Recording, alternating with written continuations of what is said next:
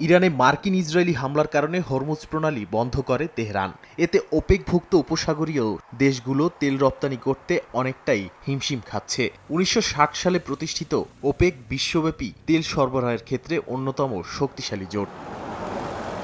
এবার জোটটির দীর্ঘদিনের সদস্য সংযুক্ত আরব আমিরাত ঘোষণা দিয়েছে আগামী ১ মে থেকে তারা আনুষ্ঠানিকভাবে ওপেক এবং ওপেক প্লাস জোট থেকে বেরিয়ে যাবে। দেশটির জ্বালানি মন্ত্রী সুহাইল মোহাম্মদ আল মাজরুই জানিয়েছেন, বর্তমান ও ভবিষ্যৎ জ্বালানি নীতির কৌশলগত মূল্যায়নের ভিত্তিতেই এই সিদ্ধান্ত নেওয়া হয়েছে। উল্লেখযোগ্য বিষয় হল, এই সিদ্ধান্ত নেয়ার আগে তারা জোটের অন্য কোনো দেশের সঙ্গে আলোচনা করেনি।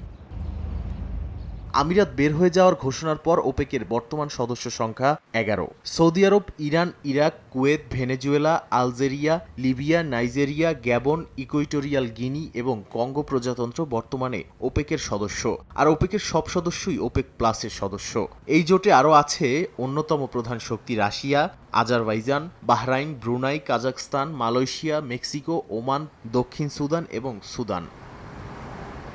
বিশ্লেষকদের মতে এই পদক্ষেপ ওপেকের ঐক্যকে বড় ধরনের ধাক্কা দিতে পারে। এতদিন ভূরাজনৈতিক মতভেদ থাকলেও জোটটি একটি ঐক্যবদ্ধ অবস্থান দেখানোর চেষ্টা করত, কিন্তু ইরান যুদ্ধের প্রেক্ষাপটে সেই বিভাজন এখন আরও স্পষ্ট হয়ে উঠছে। বিশেষ করে এই জোটে আমিরাত ছিল চতুর্থ বৃহত্তম উৎপাদক দেশ, তাই তাদের বেরিয়ে যাওয়া শক্তির ভারসাম্যে প্রভাব ফেলতে পারে।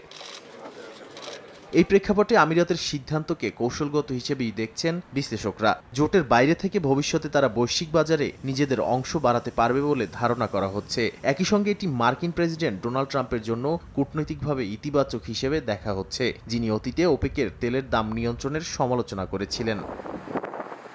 বিশ্ববাজারে এর প্রভাবও ইতোমধ্যে দেখা গেছে। ঘোষণার পর তেলের দামের ঊর্ধ্বগতি কিছুটা কমেছে। তবে বিশ্লেষকরা বলছেন, হরমুজ সংকটের কারণে সরবরাহ সীমিত থাকায় তাৎক্ষণিক প্রভাব নাও পড়তে পারে। বরং ভবিষ্যতে ভূরাজনৈতিক পরিস্থিতি স্বাভাবিক হলে আমিরাত কম খরচে উৎপাদিত তেল দিয়ে বাজারে আরও শক্ত অবস্থান তৈরি করতে পারে। নাদিম মারজান, সময় সংবাদ।